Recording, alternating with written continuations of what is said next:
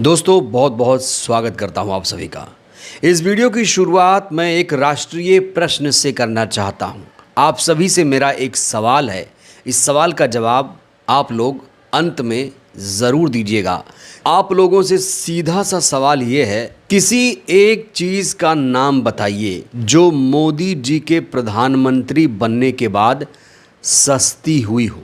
किसी भी एक चीज़ का नाम आप लोग ज़रूर बताइए, और जो भगत लोग हैं, खास तौर से भगत लोग ज़रूर कमेंट करें। आज डंका बज रहा है, एक दिन ये इसको छुपने की भी जगह नहीं मिलेगी।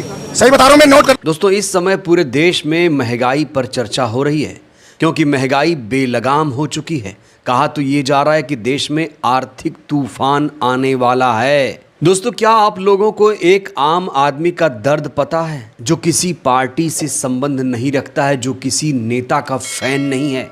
एक आम आदमी जो अपना घर चलाता है, किसी नेता से प्रभावित हुए बिना, एक आम आदमी इस समय देश में क्या सोच रहा है, उसका दर्द क्या है, आपको सुनना चाहिए।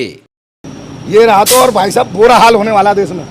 हाँ जी, ये सरकार एकदम निकम्मी है। बस कुल मिला के ये आपका घर कैसा चल रहा है? घर कैसा चल रहा है? पहले कमाता था 1500, अब कमा रहा हूँ 500। ऐसा चल रहा घर मेरा।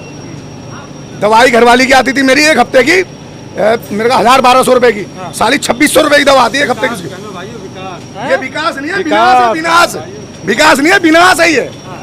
हर आदमी को मंदिर मस्जिद में उलझा दिया इसने, बस और कुछ नहीं करा। मोदी आया तो दुनिया में डंका बज रहा, भारत डंका बज रहा है, एक दिन ये इसको छुपने की भी जगह नहीं मिलेगी। सही बता रहा हूं मैं, नोट कर। महंगाई का दर्द आम आदमी किस तरीके से झेल रहा है, ये आपने इस वीडियो में देख लिया। लेकिन हमारे देश की मीडिया में क्या चल रहा है? वो टीवी मीडिया, वो सरकारी मीडिया जो दिन रात सरकार की भक्ति में लगा हुआ है, वो जानते हैं क्या कर रहा है इस समय? वो महंगाई के फायदे बता रहा है। देश में जब पेट्रोल डीजल के दाम बढ़ाए गए, 8 से 9 रुपए दाम बढ़ा दिए गए 10 दिन के अंदर। आज सीएनजी के दाम बढ़ा दिए गए, सीएनजी के दाम भी करीब 85 रुपए पहुंच चुके हैं।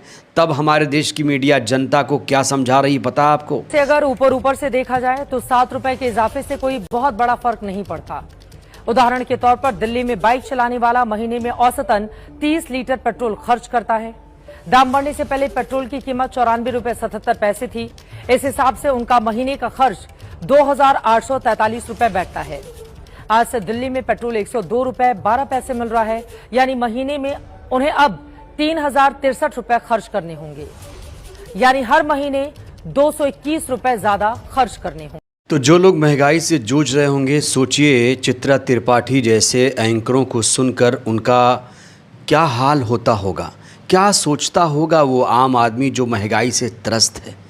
ऐसे एंकरों को खुद पर शर्म क्यों नहीं आती? आखिर दिन रात ऐसे झूठ क्यों फैलाए जा रहे हैं? क्या कोई महंगाई को भी जस्टिफाई कर सकता है?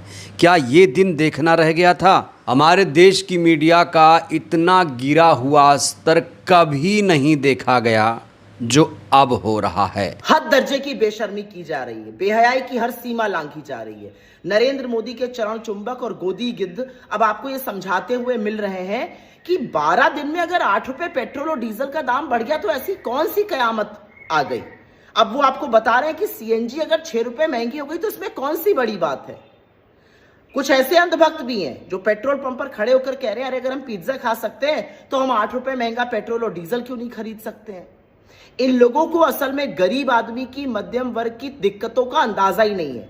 ये समझ ही नहीं सकते हैं कि जिन लोगों की जेब में महीने की 30-31 तारीख को 10 या 20 रुपए बचते हैं, वो कैसे तिल तिल मरकर, तिनका तिनका जोड़कर इस महंगाई को झेलकर अपना परिवार पाल रहे हैं। तो मेरी एक सलाह है, इन अंधभक्तों को, इन गिद्धों को देशभक्ति का और मौका दिया जाए। इनके लिए पेट्रोल पंप पर गैस, ब्रेड, दूध, सब चीजों के लिए अलग से एक QR कोड लगाया जाए। ये गैस या पेट्रोल या डीजल आम लोगों के दाम पर ना खरीदे। ये 112 का पेट्रोल ना खरीदे, ये 10,000 का पेट्रोल खरीदे, ये 10,000 का डीजल खरीदे, ये 500 की ब्रेड खरीदे, ये 700 का दूध खरीदे। ये देशभक्ति और निभाए, ये मोदी भक्ति और निभाए और पैसा दे। क्योंकि असलियत यह है कि इनकी मूर्खता का, इनकी मूर्खता का, इनकी अंधभक्ति का खामियाजा भला पूरा देश क्यों सहे। इनकी मूर्खता का बोझ पूरा देश क्यों उठाए। ये हम सबका बोझ उठाएं, क्योंकि ये तो जस्टिफाई कर रहे हैं इतनी महंगाई। तो इन पर महंगाई का बोझ थोड़ा और डाला जाए, जिससे ये मोदी भक्ति में थोड़ा और योगदान कर पाए। अलग से क्यूआर कोड लगवाया जाए इन बेवकूफों के लिए। दोस्तों, सिर्फ आम आदमी महंगाई से परेशान नहीं होता है, बल्कि फिल्म अभिनेता सुपरस्टार भी महंगाई से दो चार हो जाते हैं। अमिताभ बच्चन महंगाई को लेकर क्या सोचते हैं? जो सुपरस्टार अमिताभ बच्चन हैं, बॉलीवुड के महानायक, सदी के महानायक, न जाने क्या कुछ कहा जा रहा है इन्हें, ये जानते हैं क्या सोचते हैं महंगाई को लेकर? इन्होंने एक ट्वीट किया था, लिखा यार, रामचंद्र कह गए सिया से ऐसा कलयुग आएगा, गाड़ी खरीदोगे कैश से और पेट्रोल लोन से आएगा। ये ट्वीट आज का नहीं है दोस्तों, ये समझने की भूल मत करिएगा कि अमिताभ बच्चन ने ये अभी ट्वीट किया है। ये तो लोकतंत्र काल में किया गया ट्वीट है, 2012 में, जब हमारे देश में बिल्कुल लोकतंत्र की बहाली हुआ करती थी। क्यों? क्योंकि लोग आंदोलन करते थे, प्रदर्शन करते थे, सरकार को गाली देते थे, धरना प्रदर्शन करते थे, तो सरकार भी वहाँ पर पहुँच जाया करती थी, मंच पर बैठ जाया करती थी, अन्ना आंदोलन चल रहा था। लेकिन आज जब कोई आंदोलन प्रदर्शन करता है, तब देखिए क्या होता है, उसे तुरंत देश विरोधी घोषित कर दिया जाता है। सवाल पूछने वाले तक को आजकल न जाने किन किन शब्दों से नवाज दिया जाता है। तो ये हैं अमिताभ बच्चन। क्या अमिताभ बच्चन आज के समय ये ट्वीट कर सकते हैं? हालांकि इनका ये ट्वीट आज भी वायरल है, आज तेज़ी से वायरल है। हर कोई अमिताभ बच्चन से अब कह रहा है कि अमित जी, अब ये जो ट्वीट है डिलीट कर दीजिए, इसका कोई अर्थ नहीं है। वहीं इस समय बाबा रामदेव भी वायरल हो चुके हैं। बाबा रामदेव का एक ट्वीट 30 मई 2013 का वायरल है। क्या कहा था? काला धन वापस आने पर एक एक गांव को विकास के लिए 200 करोड़ रुपए मिलेंगे, तो हमारा एक एक गांव ब्रिटेन और अमेरिका से भी ज़्यादा बेहतर होगा। तो ये वादा किया था रामदेव ने। लेकिन आज आप सोचिए, 2026 में हम चल रहे हैं, 2013 में महंगाई डायन थी, आज डार्लिंग हो गई। लेकिन बाबा रामदेव महंगाई का माँ बोलने को तैयार नहीं हैं। पेट्रोल, डीजल, सीएनजी के दाम लगातार बढ़ रहे हैं। डॉलर के मुकाबले रुपया तेज़ी से गिर रहा है। ना तो अमिताभ बच्चन बोल रहे हैं, ना ही जूही चावला बोल रही हैं। बॉलीवुड में सन्नाटा पसरा हुआ है। बाबा रामदेव ऐसा लगता है कहीं छुप गए हैं। बाबा रामदेव ने काले धन को लेकर जानते क्या कहा था? कहा था कि काला धन आए तो 50 साल तक टैक्स नहीं देना होगा। 9 अगस्त 2012 में ये ट्वीट इन्होंने किया था। सिर्फ बाबा रामदेव, अमिताभ बच्चन ही नहीं, ना जाने कितने ऐसे एक्टर और एंकर हैं जो 2014 से पहले महंगाई पर खूब सवाल खड़े करते थे, सरकार से तीखे सवाल करते थे। ये सुधीर चौधरी है। साल 2012 में 2014 के पहले सुधीर चौधरी जैसे लोग पत्रकारिता कैसे करते थे, इस ट्वीट से आप अंदाज़ा लगा सकते हैं। महंगाई पर सुधीर चौधरी जोक मारा करता था 2014 से पहले। कैसे? ये लिखता है व्यक्ति कि पेट्रोल पंप वाला बोल रहा है कि कितने का डालूं, तो इसने कहा 2-4 रुपए का गाड़ी के ऊपर स्प्रे कर दे भाई, आग लगानी है। सोचिए दोस्तों, ये तब हाल था जब पेट्रोल डीजल 50 रुपये 60 रुपये प्रति लीटर हुआ करता था, और आज इसके दाम 100 के पार पहुंच चुके हैं।